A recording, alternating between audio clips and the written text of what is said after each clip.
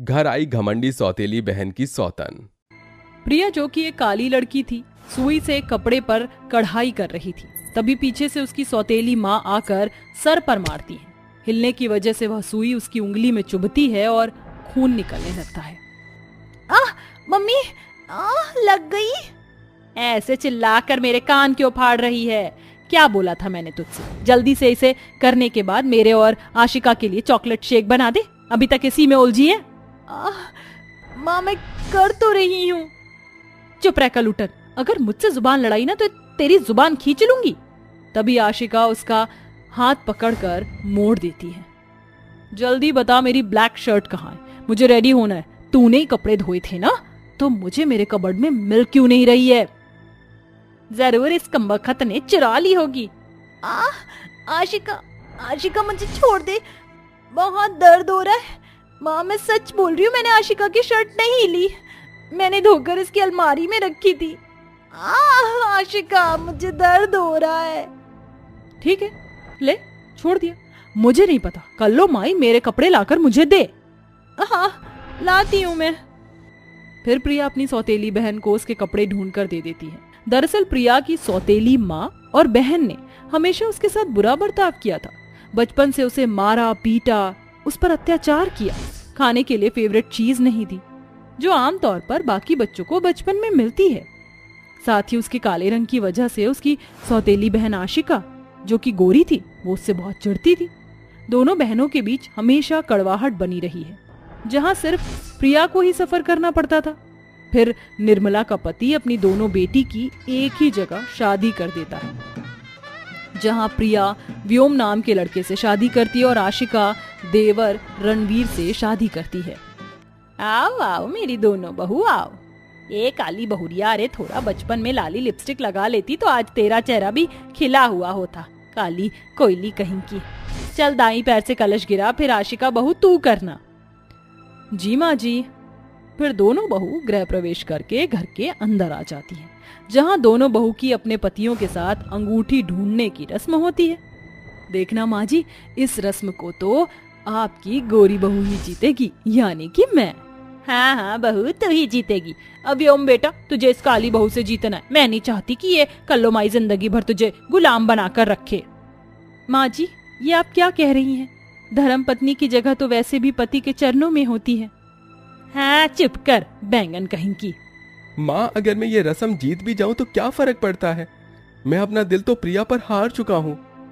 अरे ये काली बहुरिया आई नहीं कि तू इसकी जुबान बोलने लगा। माँ, सब अच्छा तो है, खराबी क्या है? आप प्रिया को प्लीज काला मत बोला करिए। हाँ माँ, भाभी अच्छी ही हैं। रणबीर, भूलो मत, मैं यहीं पर हूँ। माँ जी, आप जल्दी से रस्म करवा दीजिए, मुझे आराम करना है। इसके बाद चारों बहू बेटे अंगूठी की रस्म को खेलते हैं, जिसमें आशिका और व्योम जीत जाते हैं। फिर सब अपने कमरे में जाकर आराम करते हैं। अगले दिन आशिका फुल मेकअप करके, मॉडल ब्लाउज पहनकर और साड़ी में तैयार होकर आ जाती है। वहीं काली बहुरिया प्रिया भी जल्दी उठकर पूजा पाठ करके, सफाई करके पहली रसोई का खाना तैयार कर देती है और अपनी बहन से कहती है, आशिका, तुमने पहली रसोई की रस्म नहीं की, तुम्हें भी कुछ बनाना चाहिए, वरना माँ जी कहेंगी। अच्छा, मैं क्यों ये फालतू के काम करूं? तुम हो ना ये नौकरानी का काम करने के लिए। माँ जी मुझे कुछ नहीं कहेंगी। बिल्कुल ठीक कहा, मेरी गोरी बहू करके एक काम को हाथ नहीं लगाएगी। और सुन प्रिया, जो भी मेरी बहू बोलेगी उसे सब ला कर देगी तू। सारा काम तू ही करेगी। कल उटन कहीं की, किसी काम वाली बाई से कम थोड़ी है तू। ठीक है माँ जी, मैं सारा काम कर दूंगी। घमंडी सास और प्रिया की बात सुनकर काली बहू पहले ही दिन से ससुराल की जिम्मेदारी निभाना शुरू कर देती है। जब मनचाहा गोरी बहू और सास उसे एक टांग पर बुलाकर काम करवाया करते थे, चाहे प्रिया थक ही क्यों ना रही हो। वहीं प्रिया का पति व्योम उसे बहुत प्यार करता था। एक बार वो प्रिया के लिए गजरा लेकर आता है और उसके बालों में लगा देता है। उनके कमरे से जाते वक्त रणवीर देख लेता है। भैया अपनी काली पत्नी के साथ कितना खुश हैं, और एक मैं जो गोरी बीवी होने के बाद भी परेशान सा रहता हूँ। चलो मैडम से बात करने की कोशिश करता हूँ आज। ये कहकर रणबीर अपने कमरे में जाकर मिरर के सामने मेकअप करती हुई आशिका को पकड़ लेता है। रणबीर के पकड़ने से आशिका चिढ़कर कहती है, अरे पागल वागल हो क्या रणबीर, दिखाई नहीं देता मैं मेकअप कर रही हूँ? फालतू की हरकत करना बंद करो। आशिका, हम पति पत्नी हैं। जब देखो तुम मुझे खुद से दूर करती हो।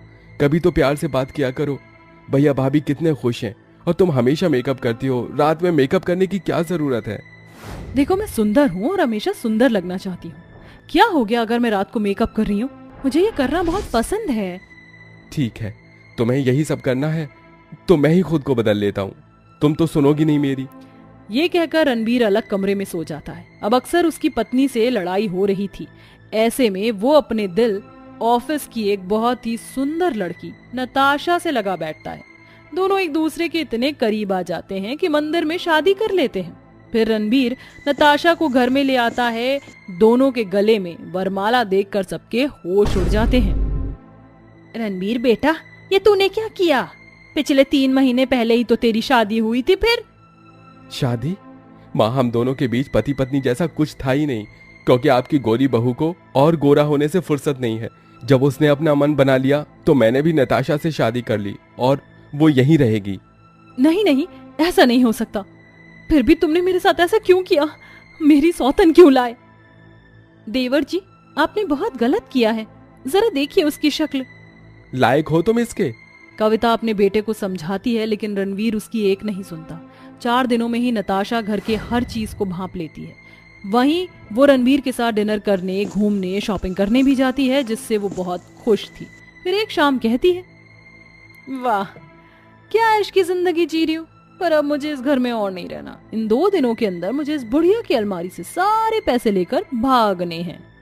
अरे नताशा बहू, जरा मेरे लिए 1 कप चाय तो बना दो।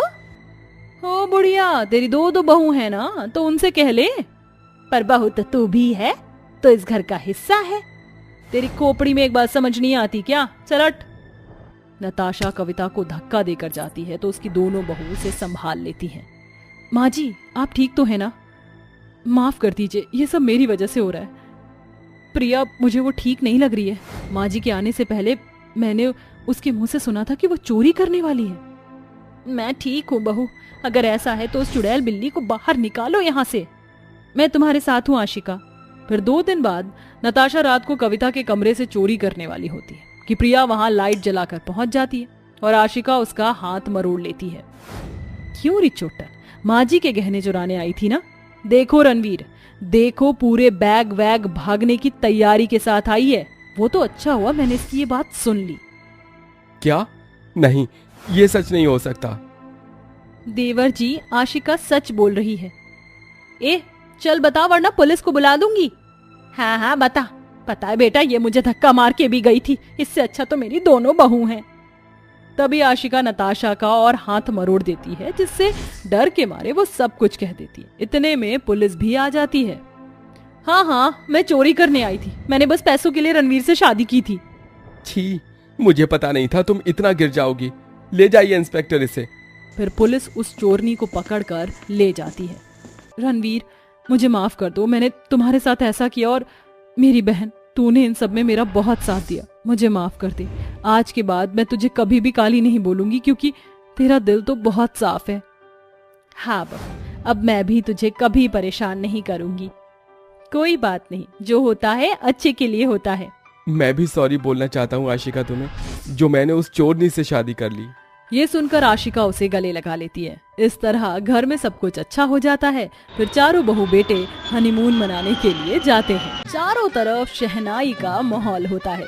सभी लोग खुशी खुशी एक दूसरे से बातें कर रहे होते हैं। उन सभी लोगों के बीच में एक मंडप लगा होता है, जहाँ पर दुर्गेश्वरी के दोनों बेटे अपनी होने वाली अर्धांगिनी के साथ बैठे होते हैं। तभी पंडित मंत्र पढ़ता है। ओम मंगलम भगवान विष्णु मंगलम गरुड़ध्वज मंगलम कर्णिकाक्ष मंगलम तनोहरि। अब वर और वधू दोनों फेरों के लिए उठ खड़े हों। पंडित के कहने पर दुर्गेश्वरी के दोनों बेटे अपनी होने वाली अर्धांगिनी के साथ फेरे लेना शुरू कर देते हैं। देखते ही देखते उनके साथ फेरे संपन्न हो जाते हैं। पूरी विधि और विधान से यह शादी संपन्न हुई। आज से तुम दोनों पति पत्नी हुए। चारों तरफ सब लोग उनके ऊपर फूल बरसाने लगते हैं, जिसके बाद दुर्गेश्वरी अपने दोनों बेटों को अपनी बहू के साथ अपने घर ले आती है, जहां पर उनका गृह प्रवेश करती है। आओ बहू, अंदर आओ, तुम्हारा इस घर में स्वागत है। इस घर को अपना ही घर समझो। आज से तुम दोनों इस घर की बड़ी बहू हो और तुम्हें ही इस घर की बागडोर को संभालना है। सब कुछ खुशी खुशी जा रहा होता है। दुर्गेश्वरी के 5 बेटों में से 2 बेटों की शादी हो जाती है और उसके 3 बेटे अपने दोनों भाइयों की शादी होने के बाद अपना करियर बनाने के लिए विदेश चले जाते हैं। परिवार अभी तक तो हंसी खुशी चल रहा होता है। दुर्गेश्वरी की दोनों बहुएं बहुत समझदार और खाना बनाने में परफेक्ट होती हैं। वह अपने स्वादिष्ट खाने से घर में सभी का दिल जीत लेती हैं। अरे वाह, तुम दोनों के हाथों में तो जादू है। बड़ा ही स्वादिष्ट खाना बना रखा है तुमने। अरे खाना तो सच में बहुत ही ज्यादा स्वादिष्ट है। गांव की बहू है, समझदार है, सुलझी हुई है। अरे माता पिता ने सारे संस्कार सिखा कर भेजा है मेरी दोनों बहू। मुझे यूं ही थोड़ी मुझे पसंद आ गई थी। दुर्गेश्वरी ऐसा कहकर अपनी ही बड़ाई करने लगती है, लेकिन इस बात से उसकी दोनों बड़ी बहुओं को कोई फर्क नहीं पड़ता है और वो घर को हमेशा अपना समझकर अच्छे से चलाती और सबके साथ खुशी खुशी रहती। ऐसे ही धीरे धीरे उन्हें कुछ समय बीत जाता है। वहीं अब दुर्गेश्वरी के 3 छोटे बेटे नुपुर, चिराग और आतिश को विदेश गए हुए काफी समय हो जाता है। मेरे 3 नालायक बेटों को अपनी माँ की जरा भी फिक्र नहीं है। जब से विदेश गए हैं एक बार भी कॉल नहीं किया है। परवीन, अपने छोटे भाइयों को जरा कॉल तो मिला। मैं भी तो देखूं, उन्हें अपनी माँ की याद भी नहीं आती है। अरे उनकी उम्र हो रही है, अब मुझे उनके लिए लड़की ढूंढनी होगी। ओहो माँ, आपको तो बस हम भाइयों की शादी की चिंता रहती है। रुको, मैं अभी आपकी बात करवा देता हूँ। परवीन अपने छोटे भाई नुपुर को कॉल करता है, लेकिन नुपुर उसकी कॉल को नहीं उठाता। तभी उन्हें दरवाजे पर दस्तक मिलती है। बेटा, तू अपने भाई को फोन मिलाता रहे, मैं जाकर देखती हूँ दरवाजे पर कौन आया है। दुर्गेश्वरी जैसे ही दरवाजा खोलती है, उसके सामने उसके 3 छोटे बेटे और उनकी विदेशी बहू छोटे कपड़ों में खड़ी होती है। तुम तीनों को तो मैं जानती हूँ, लेकिन ये 3 लड़कियाँ कौन है? ऊपर से इन्होंने इतने वाहियात कपड़े क्यों पहने हैं? क्या ये तीनों तुम्हारी सहेलियाँ हैं? अरे माँ, हर लड़की सहेली नहीं होती। ये तीनों हमारी पत्नियाँ हैं। चलो सोफिया, अलीना, डेजी, माँ के पैर छू लो। आतिश के कहने पर अलीना, सोफिया और डेजी तीनों दुर्गेश्वरी के पैर छूने लगती हैं। विदेशी बहुओं से दुर्गेश्वरी को जरा भी उम्मीद नहीं होती है, लेकिन जैसे ही वो अपनी विदेशी बहुओं का ऐसा बर्ताव देखती हैं, तो वो बहुत ज्यादा खुश होती है। अरे वाह, विलायती में देसी का तड़का लगता है। मेरी चॉइस बहुत अच्छे से पता है तुम्हें। चलो अपनी पत्नियों को घर के अंदर ले आओ।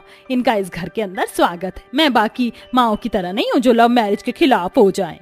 दुर्गेश्वरी के 3 बेटे घर के अंदर आ जाते हैं, जिसके बाद दुर्गेश्वरी अपनी 3 बहू को देख रही होती। तभी उसका बेटा चिराग कहता है, क्या टुकु टुकु देख रही हो माँ? ये विदेशी बहू है, लेकिन इसका मतलब ये नहीं कि ये आपकी बातों का कोई जवाब नहीं दे पाएंगी। इन्हें हिंदी भी आती है और इन्हें हिंदी भी हमने ही सिखाई है। चिराग की ये बात सुनकर अलीना, सोफिया और डेजी तीनों ही अपनी अंग्रेजी भाषा के स्टाइल में हिंदी भाषा का उपयोग करती हैं। नमस्ते माँ जी, आप अगर चाहो तो हम तीनों आपके लिए खाना भी बना सकते हैं।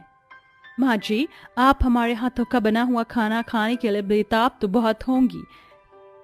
अगर आपकी परमिशन हो तो हम रसोई में जाकर अपनी पहली रसोई की रस्म पूरी कर लें।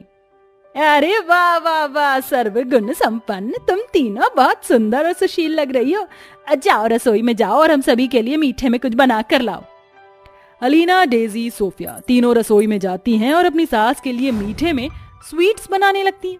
लेकिन कड़ी मेहनत के बाद भी वो अच्छा नहीं बना पाती और जब दुर्गेश्वरी उनके हाथ का बनाया हुआ स्वीट्स खाती हैं तो उसका स्वीट सा चेहरा बिगड़ जाता है। हाय तौबा तौबा, अरे ये क्या बना दिया तुम तीनों ने। लगता है तुम कुकिंग में थोड़ी कम हो, लेकिन कोई बात नहीं, धीरे धीरे सीख जाओगी। ऐसा कहकर दुर्गेश्वरी वहां से चली जाती है, जिसके बाद दुर्गेश्वरी की बड़ी बहू अपनी देवरानियों से मिलने आती है। क्या बात है, तुम तीनों तो बड़ी ही अलग किस्म की लग रही हो। क्या तुम्हारे दर्जी के पास कपड़ों की कमी पड़ गई थी? सही कह रही है जेठानी जी भी। तुम विलायती लड़कियों का तो पहनावा ही बेकार है, कुछ भी पहन लेती हो और वही तुम्हारे लिए ट्रेंडिंग हो जाता है। आप गलत सोचती हो, ऐसा बिल्कुल भी नहीं है। हम किसी से कम थोड़ी हैं। सही कहा, देखना हम इस घर के अंदर इन दोनों से बहुत अच्छा स्वादिष्ट खाना बनाएंगे जो घर वाले खाते ही रह जाएंगे। बस हमें एक प्लानिंग के साथ चलना होगा। डेजी अपने प्लान में सोफिया और अलीना को भी शामिल कर लेती है, जिसके बाद वो तीनों मिलकर जो भी उनकी जेठानियां खाना बनाती हैं उस खाने को वो अपना नाम दे देती और अपने ससुराल वालों से तारीफ सुनना शुरू कर देती। अरे वाह, आज तो तुमने बहुत अच्छा खाना बनाया है, सच में मजा ही आ गया। तारीफ सुनकर वो तीनों फूले नहीं समाती। ऐसे ही अब रोजाना का हो जाता है। पायल और पारुल दोनों मिलकर मेहनत से खाना बनाती और सारा क्रेडिट उनकी देवरानी ले जाती, जिसके चलते एक दिन वो ये सब कुछ अपनी सास को बता देती हैं। अच्छा, तो ये बात है। तभी पहले शुरू में जब हमने उनके हाथ का खाना खाया था तो हम सबकी तबीयत खराब हो गई थी और हमें लूज मोशन भी लग गए थे। लेकिन जब से इन्होंने ये ट्रिक आजमाई है तब से ही सब कुछ ठीक चल रहा है। लेकिन अब मैं चुप नहीं रहूंगी, आज ही मैं तुम्हारा कंपटीशन करवाऊंगी। दुर्गेश्वरी एक तरफ अपनी तीनों विदेशी बहुओं से खाना बनवाती है तो दूसरी तरफ अपनी देसी बहुओं से खाना बनवाती है, जिसके चलते उसकी दोनों देसी बहू अच्छा और स्वादिष्ट खाना बनाती है और उसकी विदेशी बहू बहुत ज्यादा बकवास खाना बनाती है। इसी के चलते दुर्गेश्वरी अपनी विदेशी बहुओं से कहती है, तुम्हारा दूध का दूध और पानी का पानी हुआ। ये सब मैंने जानबूझकर करवाया था ताकि हकीकत सामने आ जाए। देखो, झूठी तारीफ से अच्छा तब लगता है जब हमारी मेहनत की हुई तारीफ हमें मिल रही हो। बात तुम्हारे हाथों के खाने की हो तो देखो, अगर कोई चीज नहीं आती तो उसे सीखना चाहिए, सीख कर ही इंसान आगे बढ़ता है। दुर्गेश्वरी की बात उसकी तीनों विदेशी बहू बहुत अच्छे से समझ जाती हैं, जिसके चलते वो अपनी जेठानी और अपने ससुराल में सभी से माफी मांगती हैं। जिसके बाद उनकी जेठानियां अच्छा खाना बनाना सिखाती हैं और वो अब अपने ससुराल में खुशी खुशी रहने लगती हैं।